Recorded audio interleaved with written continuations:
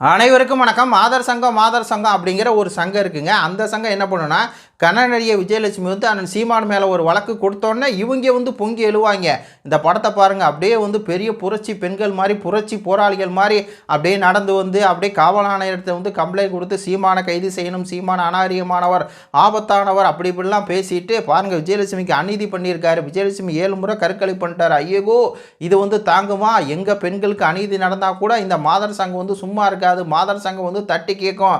சீமான் வந்து பெண்களை இழிவாக பேசுகிறாரு, சீமான் பெண்களை தரைக்குறைவாக பேசுகிறாரு, விஜயலட்சுமி ஏமாத்திட்டார், ஐயோ நாங்கள் வந்து இதை பொறுத்துக்க மாட்டோம் அப்படின்னு சொல்லி எல்லாம் ஒப்பாரி வச்சு எல்லாம் வச்சு சீமானை வந்து கைது பண்ணும். நாங்கள் வந்து சீமான் கைது பண்ணுற வரையும் களத்தில் இறங்கி போராடுவோம், ரோட்டில் இறங்கி போராடுவோம், சட்ட ரீதியாக நடவடிக்கை எடுப்போம். விஜயலட்சுமி ஏமாற்றப்பட்டாங்க அப்படின்னு சொல்லி அப்படியே பொங்கி எழுந்தாங்க, கொதிச்சாங்க. அப்படியே வந்து அவங்க நில கொள்ளலை, அந்த அளவுக்கு வந்து பேசினாங்க இந்த மாதர் சங்கம் அப்படிங்கிற ஒரு சங்கம். ஆனால் இப்போது தூய்மை பணியாளர் வந்து கிட்டத்தட்ட 12 நாள் வந்து போராட்டம் பண்ணிருக்காங்க. மாதர் சங்கம் என்ன பண்ணுறாங்க அப்படின்னு சொல்லியே தெரில. ஏதாவது சீமானை கேட்டார்ல, கொக்கைன் குடிச்சிட்டு படுத்துட்டீங்களா அப்படின்னு சொல்லி அண்ணன் கேட்டது கூட இவங்க கொந்தளிச்சாங்க. இத்தனையா வழக்கு, இத்தனையா பிரச்சனை போயிட்டு இருக்குது, வரதட்சணை கொடுமை. அப்போ இவங்க வாய் திறக்காமல் இருந்தாங்க. அப்போ அண்ணன் கேட்டார், நீங்கள் என்ன தேவைன்னா வாய் திறப்பீங்க, தேவையில்லைன்னா வாய் வந்து முடிக்குவீங்க, எனக்கு எதிராக மட்டும் போராடினீங்களே, ஏன் அந்த இத்தனையா வழக்கு நீங்கள் வந்து போராடல, கொக்கைன் இது பண்ணிட்டீங்களா அப்படின்னு சொல்லி, இல்லை சரக்கை போட்டு படுத்துறீங்களான்னு உடனே சீமான் படத்தை கிழித்து, சீமானே பெண்கள் குறித்து தவறாக பேசிவிட்டார், நாங்கள் பெண்களுக்காக இரவு பார்க்காம உழைக்கிறவர்கள், அயராது பாடுபட எங்களை சீமான் வந்து இழிவுபடுத்தி விட்டார், மொத்த பெண்களையும் இழிவுபடுத்தி விட்டார், எல்லாம் பேசினா இந்த மாதர் சங்கம் திருப்பி கேட்கணும். ஏன் இந்த தூய்மை பணியாளர் பாவம் 12 நாள் வந்து போராட்டம் பண்ணிருக்காங்க. அந்த ரிப்பன் பில்டிங் கீழே பார்த்தீங்கன்னா தெரியும், கிட்டத்தட்ட 2000-3000 பேர் உட்காந்து போராட்டம் பண்ணிருக்காங்க. எந்த விதமான அடிப்படை வசதியே கிடையாது. இத்தனைக்கும் அவங்க அந்த மார்க்சிஸ்ட் கம்யூனிஸ்ட் கட்சி கொடியை வச்சு தான் அவங்க வந்து அந்த போராட்டத்தை நடத்திட்டு இருக்காங்க. ஆனால் அந்த மாதர் சங்கத்தை வந்து ஆளை காணலை. கன்னடநடிகைக்கு குரல் கொடுக்க வந்த இந்த மாதர் சங்கம், சீமானு ஏதாவது எதிராக பேசிட்டா குரல் கொடுக்க வந்த மாதர் சங்கம், போட்டா கிழிச்ச மாதர் சங்கம், ஏன் இந்த தூய்மை பணியார் பிரச்சனைக்கு வந்து வாய் மூடி மௌனமாக இருக்குது அப்படிங்கிற அந்த ஒரு கேள்வி. ஏன்னா 12 நாள் போராடுறாங்க. அதில் ஏதாவது தப்பான குற்றச்சாட்டு வச்சுட்டாங்களா? கிடையாது. இதே ஸ்டாலின் என்ன பண்ணியிருக்காரு அப்படின்னா, 2021 எடப்பாடிக்கு வந்து பார்த்தீங்கன்னா லெட்டர் எழுதியிருக்காரு. இந்த பாவம் இந்த தூய்மை பணியாளர்கள் வந்து பார்த்தீங்கன்னா பல புயல்களில், இந்த வர்தா புயல், நிவார் புயல், அப்புறம் கொரோனா டைம் எல்லாத்துலேயும் வந்து வேலை பார்த்தவங்க, 12 வருஷம் வேலை பார்த்துருக்காங்க, அதனால் பணி நிரந்தரம் பண்ணும் அப்படின்னு சொல்லி இவரே அறிக்கை கொடுத்துருக்காரு. யாருக்கு? எடப்பாடிக்கு. ஆனால் இவர் ஆட்சிக்கு வந்து 4.5 வருஷம் ஆச்சு. ஆந்திரா கம்பெனிக்கு வந்து இது பண்ணி விட்டார். ஆந்திரா கம்பெனிக்கு அந்த தனியார் மையத்துக்கு வந்து கொடுத்துட்டாரு. அந்த மக்கள் என்ன கேட்குறாங்க அப்படின்னா, நாங்கள் நிரந்தர கூலியாகவே இருக்கணுமா, எங்களுக்கு வந்து நிரந்தர வேலை இருக்கக்கூடாதா, நாங்கள் 15-20 வருஷமாக உழைச்சிட்டோம், எங்களுக்கு வந்து 23,000 இப்போ தான் சம்பளம் வந்துருக்கு. இந்த ப்ரைவேட் கம்பெனி என்ன பண்ணுதுன்னா 16,000 ரூபாய்க்கு நாங்கள் 10 வருஷத்துக்கு முன்னாடி வாங்கின சம்பளத்தை இப்போ கொடுக்குது, அந்த பணத்தை வச்சு நாங்கள் என்ன பண்ணுறதுன்னு அவங்க ஒரு நியாயமான கோரிக்கை வச்சு போராடுறாங்க. கிட்டத்தட்ட 12 நாள் போராடுறாங்க. இந்த மாதர் சங்கத்தை ஏன் காணலை அப்படிங்கிற அந்த கேள்வி. ஏன்னா இப்போ தான் கேட்கணும், இந்த மாதர் சங்கத்தை மாதிரி ஆட்களை வந்து தோல் உரிக்கணும். இவங்க மாதர் சங்கம் இல்லைங்க, திராவிட சங்கத்தோடு, திராவிட அந்த கட்சியோட ஒரு ஒட்டு தின்ன கட்சி அப்படின்னு தான் சொல்லணும். இதில் குறிப்பாக பாருங்கள், பொன்முடி வழக்கு வருது. பொன்முடி வந்து பெண்கள் குறித்து அதுக்கு அவரை விட யாருமே ஆபாசமாக பேசவே முடியாது. சீமானெல்லாம் வந்து பொன்முடி பேசுனதுக்கு ஒரு 1% கூட பேசியிருக்க மாட்டார், யாருமே பேச முடியாது. அதாவது பெண்கள் நிற்க வச்சு படுக்க வச்சு அப்படின்னு சொல்லி ஆபாசமாக, அதுவும் சைவ மதம் வைணவ மதம் குறித்து அப்படியெல்லாம் வக்கரமாக பேசினார், விலை மாதர் வீடுன்னு. ஆனால் ஆனந்த் வெங்கடேசன் ஐயா என்ன சொல்கிறார், நீதியரசர், பொன்முடி வந்து ஒரு அமைச்சராக இருக்கிறாரு, இவ்வளோ தூரம் கீழ்த்தரமாக வந்து பேசிகிட்டு இருக்காரு, அவர் மேலே ஏன் காவல்துறை நடவடிக்கை எடுக்கலை? இதே மாதிரி வேறு யாராவது பேசியிருந்தால், சீமான் பேசியிருந்தால் இந்நேரம் வந்து அவர் மேலே 50க்கும் மேற்பட்ட வழக்கு வந்து போட்டிருப்பீங்க. பொன்முடி மேலே நீங்கள் வழக்கு வந்து பதிவு பண்ணுங்கள். வழக்கு பதிவு பண்ணலன்னா நீதிமன்ற அவமதிப்பு வழக்கு நான் எடுப்பேன் அப்படின்னு சொல்லி அவர் காட்டாமல் விமர்சிக்கிறாரு. அப்போ காவல்துறையிலேருந்து என்ன சொல்கிறாங்க அப்படின்னா, பொன்முடி மீது யாருமே வழக்கு கொடுக்கலாம். இதை நல்லா கேட்டுங்க, பொன்முடி அவர்கள் மீது யாருமே நடவடிக்கை கொடுக்கல, அதனால நாங்கள் நடவடிக்கை எடுக்கலை, வழக்கு கொடுத்தா தான் நடவடிக்கை நாங்கள் எடுக்க முடியும், அப்படி வந்து பதில் சொல்கிறாங்க. ஏன் மாதர் சங்கம் இருக்கீங்களே, சீமான் வந்து தப்பாக பேசிட்டாரு, சீமான் வந்து இப்படி பேசிட்டார் அப்படி பேசிட்டாருன்னு சொல்லி கொந்தளிச்ச இந்த மாதர் சங்கம் அப்படியே பெண்கள் குறித்து எவ்வளோ தூரம் தப்பாக பேசியிருக்காரு, மதங்கள் குறித்து பேசியிருக்காரு, விலை மாதர் வீட்டுக்கு வந்து என்னென்ன பேசியிருக்காரு, ஏன் நீ கம்ப்ளைண்ட் கொடுக்கல, ஏன் தெருவில் இறங்கி வந்து போராடலை, ஏன் போராடலை அப்படிங்கிறது தான் இப்போ நம்ம வந்து கேட்க வேண்டியிருக்கு. அது மட்டுமா தொடர்ந்து இப்போ பாருங்களேன், எந்த பக்கம் திரும்பினாலும் கற்பழிப்பு பிரச்சனை வந்துக்கிட்டே இருக்குது. ஒரு 10 வயசாக இருக்கும் பாலியல் தொந்தரவு கொடுக்குறான். எல்லாத்தையும் விட திருவாரூரில் 8 வயசு பொம்பளை பிள்ளை தனியாக போயிட்டுருக்குது. அந்த பொம்பளை பிள்ளைய வந்து கற்பழிச்சிடும். 8 வயசு பொம்பளை பிள்ளைக்கு ஏதாவது தெரியுமா? அந்த வடமாநிலத்தை வந்து இது கற்பழிச்சிருக்கான்.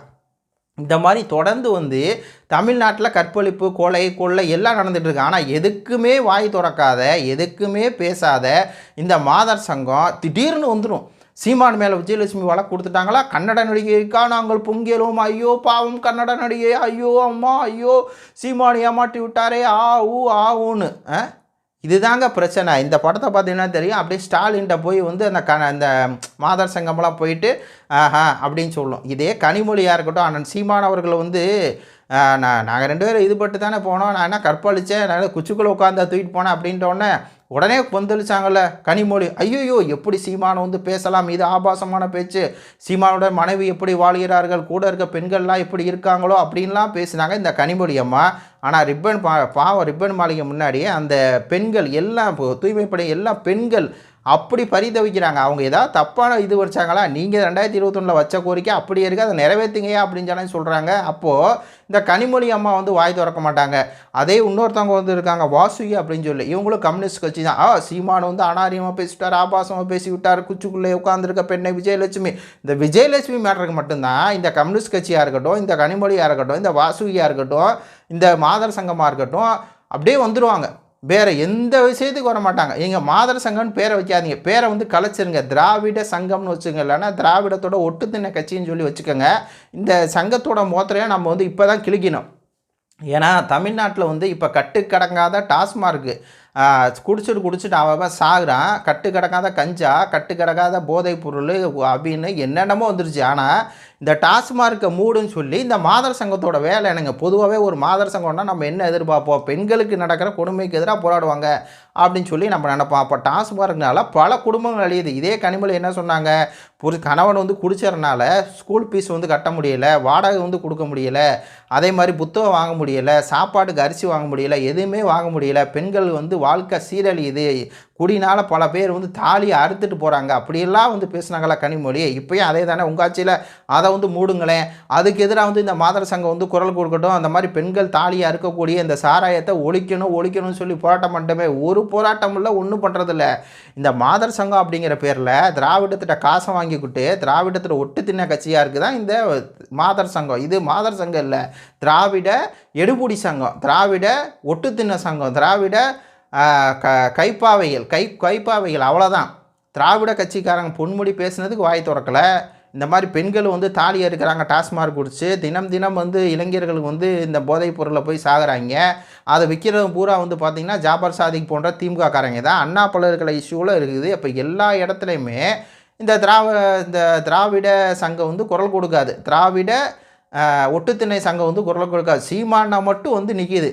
இப்போ கூட ஒரு நடிகை சொன்னாங்களையா, 80 லட்ச ரூபா வந்து டீல் பேசப்பட்டுச்சு, 80 லட்ச ரூபா வந்து பேசினாவன் அந்த குறிப்பிட்ட அந்த ஒரு அயோக்கியன் 80 லட்ச ரூபா வந்து டீல் பேசியிருக்கான். எதுக்கு? சீமானன் கூட இன்னொரு பெண்ணை வந்து இணைச்சி வச்சா கனெக்ட் பண்ணி, அது இளம் பெண்ணை கனெக்ட் பண்ணி விட்டால் அந்த 80 லட்ச ரூபா.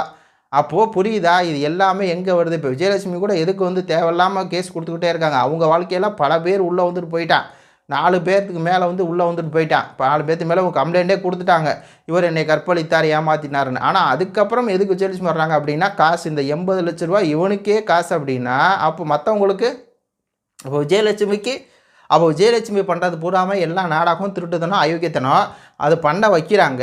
அப்போ அதே மாதிரி விஜயலட்சுமி கம்ப்ளைண்ட் கொடுக்குமா, இந்த மாதர் சங்கம் வந்து கொந்தளிக்குமா? அதுவும் நாம் தமிழர் கட்சிக்காரெலாம் விஜயலட்சுமி கொடுத்து தப்பாக பேசுகிறான் அப்படின்லாம் வந்து கொந்தளிக்கிறாங்க இந்த மாதர் சங்கத்துக்காரவங்க. நீங்கள் நாங்கள் விஜயலட்சுமி தப்பாக பேசலை, விஜயலட்சுமி தான் ஒட்டுமொத்த நாம் தமிழர் கட்சிக்காரனையும் ஜனநாயகத்துக்கு எதிராக வந்து பேசிகிட்டு இருக்குது. என்ன அப்படின்னு நாங்கள் தப்பாக பேசிட்டோம், விஜயலட்சுமி உனக்கு சீமானை வந்து எப்படி பண்ணாரோ அதுக்கு நீ 4 தடவை வந்து அதெல்லாம் சொல்கிறோம், அவ்வளோதான். இதில் என்ன இருக்குது? நீங்கள் ஆனால் இப்போ ரிதன்யாவுக்கு வந்து நீங்கள் குரல் கொடுக்க மாட்டீங்க, அண்ணன் கேட்டார் உடனே புகைப்படத்தை கிழிச்சிங்க. இப்போ நாங்கள் கேட்குற துப்புரவு பணியாளருக்காக ஏன் நீங்கள் வாய் திறக்கலை? வாயில் என்ன வச்சுருக்கீங்க? வாயில் வந்து தேவைன்னா பேசுவீங்க, தேவையில்லைன்னா பேச மாட்டீங்களா? சீமானுக்கு எதிராக மட்டும்தான் பேசுவீங்களா? அப்படிங்கிற இந்த கேள்வி வந்து பொதுமக்கள் சார்பாக இந்த காணொலியில் நம்ம வந்து வைக்கிறோம். இந்த காணொலி எல்லா பக்கம் கொண்டு போய் பரப்புங்க. ஏன்னா அண்ணன் சீமான் பேரை கெடுக்கணும்னு சொல்லி பல கும்பல் வேலை பார்க்குது. அந்த கும்பலில் ஒரு கும்பல் தான் இந்த திராவிட சங்கம், திராவிட ஒட்டு திண்ணை எடுபொடி சங்கம் அப்படிங்கிறத சொல்லி இந்த காணொலியை முடிச்சுக்கலாம். நன்றி, வணக்கம்.